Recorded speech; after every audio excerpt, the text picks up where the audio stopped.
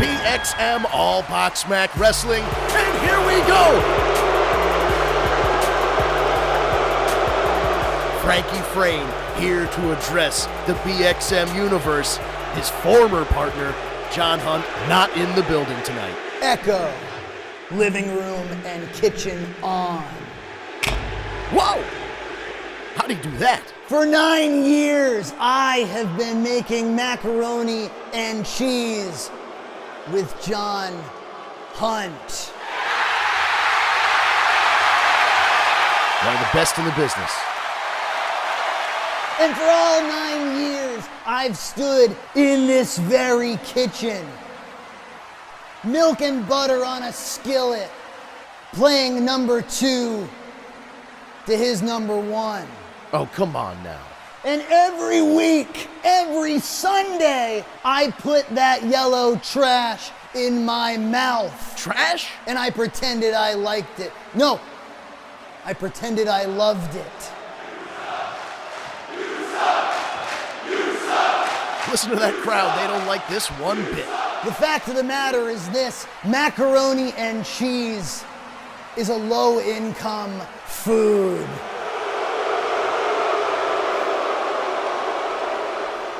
Well, I like it. It's a hearty meal. Look at these clowns in the living room. His wife and daughter are in that room. Look at this guy. Boring Chuck. For 5 years they said, "Oh, bring back Boring Chuck." Look at this boring piece of crap. And then you got this guy who can knit and sew his way to an on-camera personality. Oh my God!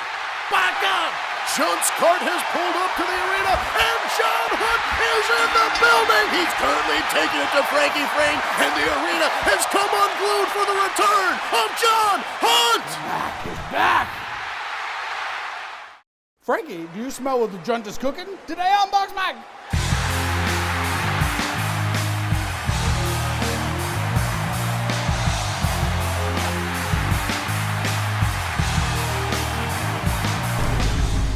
Wrestling. You ever watch it? I was not ever a big watcher, but my friend Gary, who used to be a big watcher back in the day, so I got some kind of secondhand from him, and we'd occasionally watch it. You know, during Attitude Era and stuff, I watched it every week. As a subscriber to Peacock, I'll catch their major pay-per-views. You still tune in? Nothing is more enjoyable than the Royal Rumble, for me. Do you know the Royal Rumble rules? I don't really. All right, so the idea is that every 3 minutes, a new contestant comes out to the ring, and in order to get thrown out of the match, you have to go over the topmost rope, and both feet have to touch the mat outside the ring. Oh, so you're throwing people around. And so if you were powerful enough to, like, every time a new person came out, throw that person out, then you can keep it managed. But as the ring crowds up, yeah, it gets unmanageable. and then maybe like contestant number 16 is one of the huge guys, Yep. and he does clear the whole ring. I've always said wrestling, the reason that it's been an enduring format, it's rock concert, just the entrances alone. It's circus, right, with acrobats, stand-up comedy, it's drama. You got everything like together. It sounds like a cool package. A smart man once said, when wrestling is terrible, it's very terrible. But when it's great, it is some of the finest entertainment you can find. A lot of wrestling sucks, but when it's good, it's f***ing great. It has become this pipeline for, like, you know, The Rock is the biggest thing ever. Like, Batista is a big deal, and John Cena is like the biggest thing ever. Yeah. So it is this like talent pipeline. Well, anyway, so Jay from OSW Reviews, big wrestling YouTube channel, a few months ago, he sent us this book. We've got WrestleMania coming up. Cody Rhodes versus Roman Reigns is the big match, with The Rock playing a role. The Rock's back. Yes. The Rock owns some stake in the company now. Okay. You know The Rock sits at the board. You know The Rock owns it all, which means The Rock is your boss. And he said, hey, there's a macaroni and cheese in this thing. There is. It is the Bushwacker Mac, and let me tell you, it is a heck of a recipe. Yeah, what makes it unique? It's got a lot of stuff in it. 18 ingredients going into this mac. And it's the first mac we've ever cooked that has peppers in it. Definitely do some peppers, some of the portobello. Definitely can taste the peppers. You know, I think it's actually kind of nice. The peppers overpower it a little too much for my liking anyway. It's got chorizo, it's got ground beef, it's got jalapeños, it's got onions, so many different things. So it's hot? It is spicy. It's gonna be a spicy mac. One of the optional ingredients is jalapeños, right? Yeah, I think you gotta do it. The Bushwhackers, I think they were just two kind of like mentally deficient guys who did this. Yeah.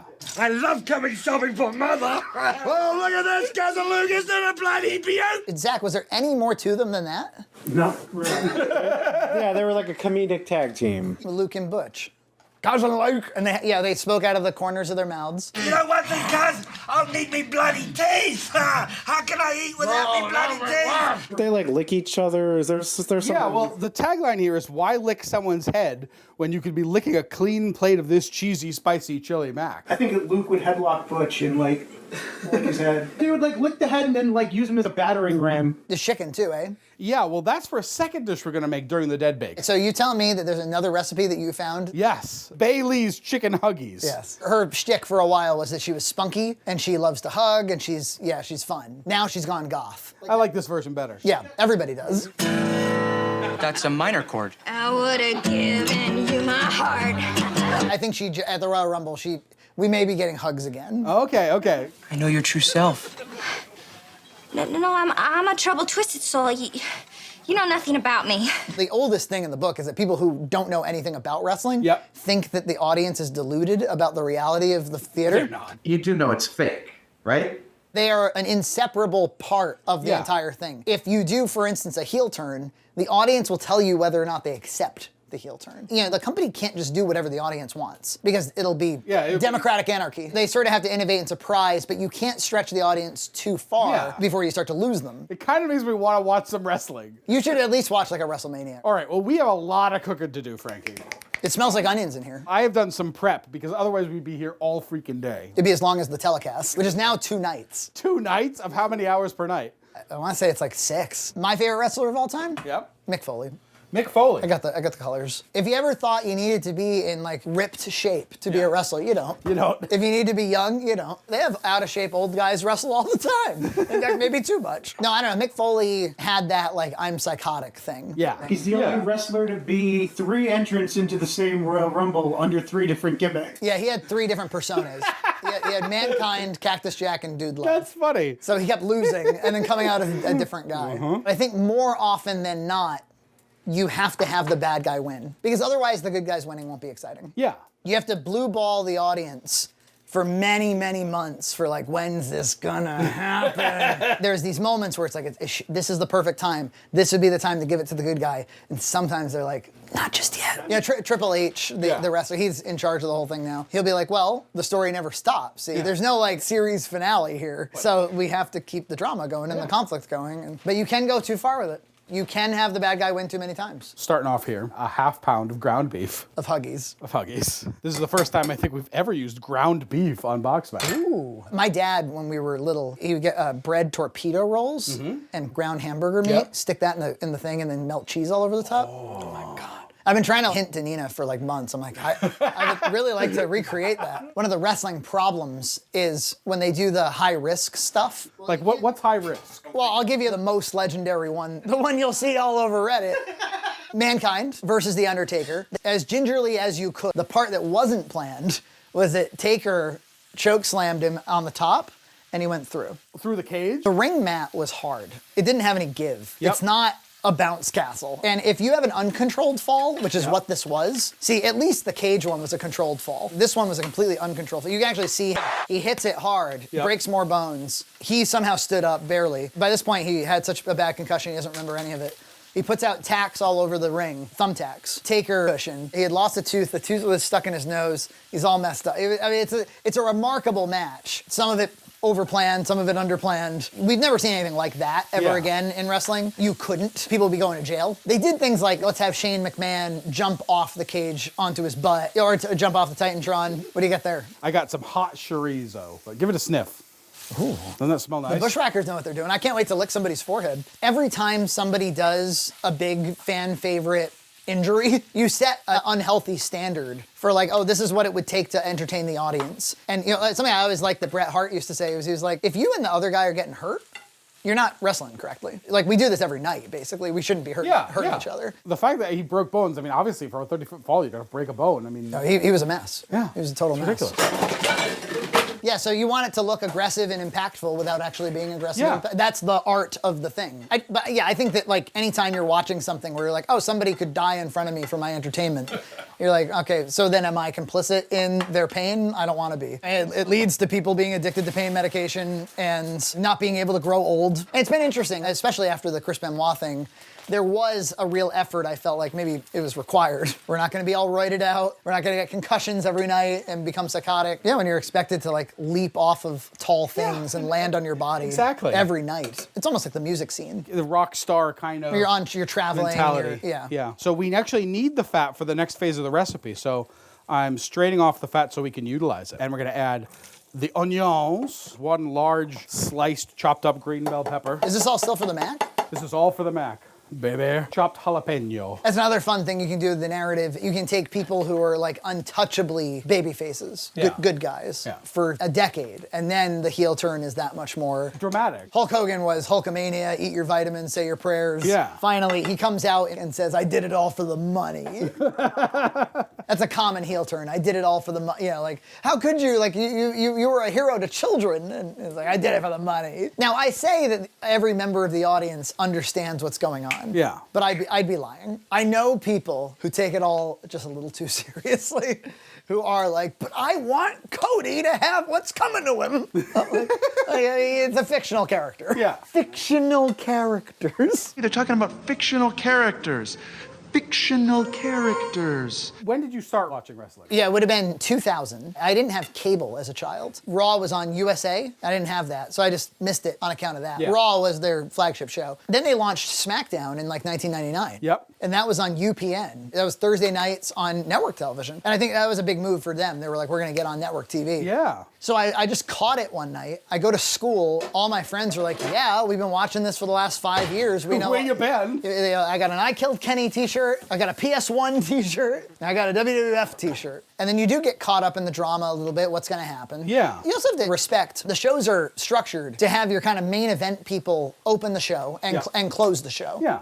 And then you have all these mid-card people in between. And a lot of times you'll find that some of the mid-card people will become your favorites. I'm adding 3 cloves of freshly squeezed garlic here. I could just eat that. Onions, garlic, and peppers. Yeah. I got into wrestling in the early 90s. My cousin rented the 1992 Royal Rumble. I remember looking at the box in the rental store, and it had like Jake the Snake and stuff, and all those characters up front. It looked so appealing. I remember Saturday afternoons had wrestling, and it would come on after the cartoons, and I would normally bow out, because I don't really know what this is. Then, when Austin became big, let me ask you this, did you watch Sunday Night Heat? A little bit, but I mean, I was big into wrestling way back into the 80s. My dad would order pay-per-views, so like I got to watch WrestleMania 3 and 4. Oh, wow. You know, as a kid, you're really into it. You don't really know the shtick. So, like, when Hulk Hogan got attacked by Earthquake and was injured, they had, like, a thing you could send, like, a get-well card to Hulk Hogan. And as a child, I did that. And we got a reply with a thank you card from Hulk Hogan. Wow. What's the exact extent of his injuries?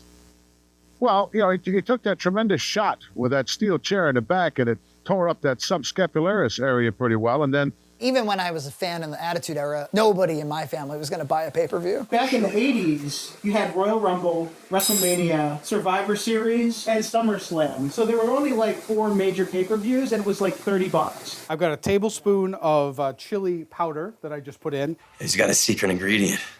What secret ingredient? Chili powder. 2 tablespoons of flour, which is actually going to be the base of a roux. Rudy Poo! Hey, don't do it. It's a roux that involves all of these vegetables. How have you enjoyed using a cookbook? It's not a common experience for me. Right. I have not used it from an actual cookbook in many years. Nina's been reading real paper books lately. It's been fun to watch her do it. Yep. Like, wow, look at you. What kind of books is she into? Non-fictional? A lot Jane Austen over and over again. Oh, really? Yeah, it's like me watching wrestling. In the 90s, there would be VHS tapes everywhere. I remember there was one we caught, I think it was just Macho Man Miss Sherry, is that her name? A VHS of their whole relationship. My sister and I, like, eagerly watched it. Almost pornographic. Oh, yeah. All right, now the instruction is to undercook the pasta a little, which I've done, and then... Lick a man's forehead. We have to, we have to retain some juice, but I'm a little worried about balance, so could you give me a hand, Frank? Sure. In wrestling, juicing is real terminology. It means to cut yourself in your forehead. I want juice. I want juice. Real juice. It's insane. You're going to dump the pasta through this, the thing that I'm going to hold. You know, you can just take like a cup, dip it in. I should just do that. Zach's got the right idea. BMX man, Hogan. Can you smell that? It smells actually pretty good. I don't know, I'll make tacos out. Yeah. I want to go swimming in that. One time, my old high school had a wrestling show. They had Spike Dudley wrestled, and my old middle school band teacher was in the main event. Furtado? No, his name was Guy. Do you know Guy? Oh, Guy Medeiros. Yes, he's a wrestler. Is he really? Yeah. A night of celebration, a night of dance and a reunion between the fans and the guy. I trained under him in the upfront percussion for several years. Yeah, he taught me percussion. They used to have midget wrestling at the high school too. And I remember my father. It's not the preferred. What? That's what they call it at the time. What's the proper term nowadays that I should use? At the time, they had little people wrestling. For some reason, my father and grandfather went together. My grandfather was actually a boxer back in the day, but my father, couldn't care. In Fall River, actually, there is kind of a rich history of wrestling. A lot of house shows that a lot of famous guys have done in Fall River. That night from Fall River, Massachusetts, because I was wrestling at a high school in Fall River, Massachusetts. It was for the Cub Scouts, and I saw Hacksaw Jim Duggan and Coco Beware. I mean, the whole thing starts with the circus, right? Yeah. That actually is like fake wrestling and bodybuilders, and all their terms, like a work, a shoot, it's all circus terms. Your couch crew is curious to know if any of the kitchen crew is also feeling a little nauseous by this strong onions. The fumes of the onions. No, we're in here having a nice time. My eyes are watering. It's wafting over there as mustard gas. I'm sorry, no. Echo, living room fan, 100%. That's going to be your tool. He's got the whisk! He's got the whisk! Oh, that's sick. All right, Frankie, could you start whisking this ridiculous mixture? And we're actually making a roux from this. This is quite something. Have we ever made a roux pre-junked? Usually with vegetables, you want to get rid of most of the water because you don't want to add the water into the roux. You got a favorite theme song in all of wrestling? I mean, there's HBK. I kind of like Triple H's theme by Motorhead. Yeah, very good. His like WrestleMania entrances, those are some for the books. Coming out looking like the Terminator. You know, the matches can be incredible, but at the end of the day, a lot of the times the matches are just people fake punching, fake dropping, fake jumping. I guess real jumping. It's like writing any fiction. You have to build up the meta narrative. It's not a complicated business. Who are these two people? Why are they fighting? Why should I care enough to pay to see it? The entrance music has to factor into the drama. Even Hogan's old Real American theme was pretty darn good for the time. I do love him coming out to Voodoo Child by Jimi Hendrix. We're using the Sargento Jack Cheddar today. Surprisingly, only 8 ounces of cheese in the whole recipe. Gotta keep stirring. There was also Fandangos. Doo-doo-doo.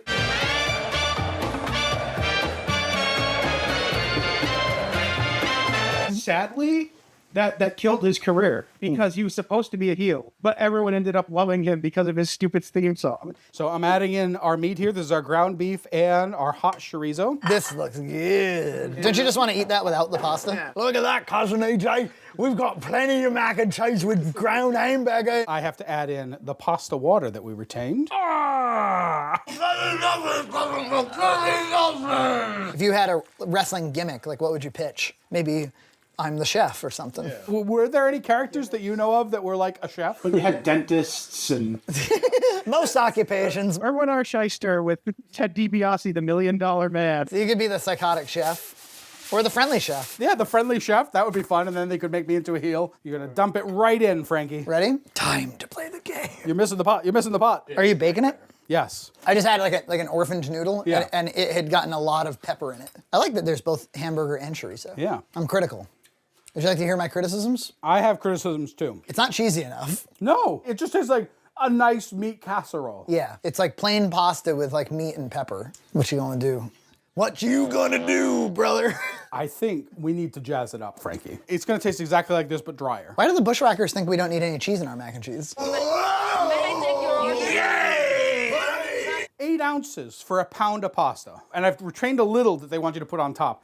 But we're gonna have to fix this up. Did you buy more cheese? I have plenty of cheese. Do you know who you're talking to? How about this? This is in the spirit. Cabot Creamery. Yeah, but now we're at the stage where all you can do is throw on top. Well, we can mix in. All right. It'll be okay. Okay. A Mexican 4 cheese here. Just completely incidental. I know this is not gonna be totally honest to the recipe, but I don't care. We're gonna try to save the day for EJ. Save the day for EJ. Look at that beautiful footage. No wonder we still do BoxMac. I bet it's better already. BoxMac? Yes. All right, we're going in the oven. I added like a good 6 or 7 ounces of cheese to it. You doubled. And now, the BXM Rewind, presented by BXM No Noodles. Quip and cook your way through dozens of match types and show no noodles for your opponent. BXM No Noodles for the Nintendo 64. It doesn't get any fatter than this. When on-camera personality. Oh my God! My God! Jump's cart has pulled up to the arena, and John Hunt is in the building! He's currently taking it to Frankie Frayne, and the arena has come unglued for the return of John Hunt! Back is back! How's Bayley doing? How's Bayley doing? Bayley.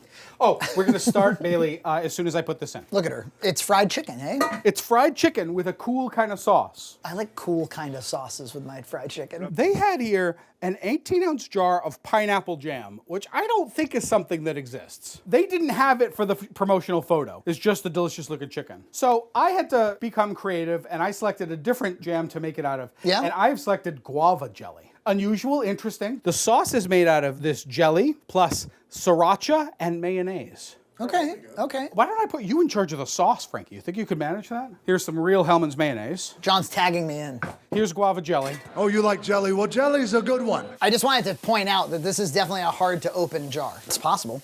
The slippiness. Ooh. I could also run it under the hot. I've never had that much of a problem. Yeah. Ooh. Oh, she's a toughie. I did it. Oh, you did it. Yeah. You took those. Yeah. It was really the grip, wasn't it? It was the grip. I am getting some corn oil into a frying pan here. Frying butt. This is generating so many dishes. I'm so sorry to whoever's cleaning the kitchen. Thank you for cleaning the kitchen, Nino. That's a brand new container of sriracha, so I'm making an egg wash here. You could do it to taste, Frankie. This is your creation. This is just a guidance. Some recipes are pretty simple, eh? Yeah. I'm opening up the panko breadcrumbs. You want to try this? It's more jelly than... It looks like it needs more mayo. Yeah. Get more mayo in there, man. And more sriracha, honestly. We want that sauce to be fantastic. There. Yeah. I don't want it to just be jelly with some stuff that contaminated it. Squeeze all the jelly out. Squeeze all the jelly. I'm adding some salt to my flour here and a little bit of pepper. Frankie, could you grab that thermometer and check the oil temp for me? Our target is 350. 305. I'm dunking these in flour first, and then they're going into the egg. We're cooking, Frankie. Do you want to try any of this? I wanted to make sure that you don't hate it. It's got a thickness. I think it's good. I think I could use more sriracha. Yeah. Don't you love fried chicken? I do. When do you ever make fried chicken? Usually I do not fry it in oil now. I do it in the air fryer. For this dish, it's going to be delicious. I mean, it's just good chicken in a nice breading with a cool tasting sauce. With a cool tasting sauce? Yeah. With a cool island song? We have to warm his icy heart with a hot island song. It's a cool island song. These aren't going to need very long in here, let me tell you. I think they're cute. I know they're sexy. They've got the looks that drive the Jun wild. They've got the moves that really move them. Sexy nuggets. That is the pinnacle of sexual attraction in a male. Somebody who comes out to a song like that. Now, Frankie, we have an important decision upcoming. The Mac calls for breadcrumbs to be slathered on top. No. Maybe put it over half. No half measures. Walter, a few years ago, I was answering an ABQ. Standard mac and cheese. They said, put panko breadcrumbs over the top of it. We said, why don't we do half? Some people say that they like panko breadcrumbs. Frankly, I don't believe them. You want to know what happened? The entire mac was dried out and tasted like no cheese. No half panko breadcrumbs, Walter. I keep adjusting my sauce. You can keep fiddling with it all you like. Well, it started with like, it's too jelly. And then I was like, let's just add the mayo and the sriracha more. Then I was like, it's not hot enough. So I poured sriracha into it, and that helped a lot, but it made it just a little too hot. So now I'm adding more mayo. Sure, that's fine, Frankie. You're making a delicious sauce there. Now, one thing I always prescribe to, anything comes out of the fryer, you give it a little salt. The salt gets absorbed into the outside and makes it taste delicious. We should have Zach and Matt Aronian cheese come in here. Okay, let's give it a try. Oh, yeah. Yeah, delicious. The sauce is excellent. You did a great job, Frankie. And it's nice and crunchy on the outside. Right? You did the right amount of sriracha. That's why I like that. Sweetness and sriracha. Yeah. It's delicious. Matt, try one. Oh, yeah. That's really good. The chicken is so good. It's like the best chicken I've ever had in my life. If I ordered this at a restaurant, I would be like, this is awesome. Right. I would go back. That drives a man wild. Mm-hmm. I don't want to disappoint the room, but we got a Bushwacker Mac. I want one more before I'm stopping. All right. We got a Bushwacker Mac. This is the messiest the kitchen has ever been. We'd like to announce to the people at home, the kitchen has a messiness record. The recipe calls for panko on top of the mac. Should we just ditch it? Veto. I don't care either way. Can't you do like half and half? You're doing the half and half thing. Maybe we should just listen to EJ. I'm sick of this okay? All right, hear it bubbling. It said to put a little extra cheese on top. How about like the smallest amount, like almost like a dusting? Just in the interest of like having the texture all over it down. All over it? Okay. Well, yeah, and that's like the dense enough. Yeah. Okay, we're done. Stop. I think it's gonna be not that cheesy, even though we added extra cheese. You're a little tight in front, yeah. I am. Like there's like one eye that's like, you know. Let's give it a try. It's pepper and pasta. What a disappointment. So little cheese flavor in it. After chicken of that caliber, the Bushwhackers give me this. It's not even that spicy. I'm not even tasting the meat. I'm not tasting the spice. Just tasting green peppers. This will overpower it. It makes it much more enjoyable for me. I mean, I wouldn't recommend it. I think that's tasty, and this is now a vessel for that tastiness. It's actually something that's strong enough flavored to balance out the peppers. Yeah, I can't recommend this one. And I've got this massive honkin' pot of it. It just tastes like a pepper casserole. Yeah, there's all kinds of good stuff. That chorizo smelled delicious. It's got ground beef. There's no cheese flavor. Hello, cheese. Hello. Like, if you just called this a casserole? Yeah, it was a heck of a lot of work for a casserole. Well, there you have it. Yeah, enjoy your WrestleMania. Go watch some old backlog of wrestling. So much. Check it out. We'll see you next time.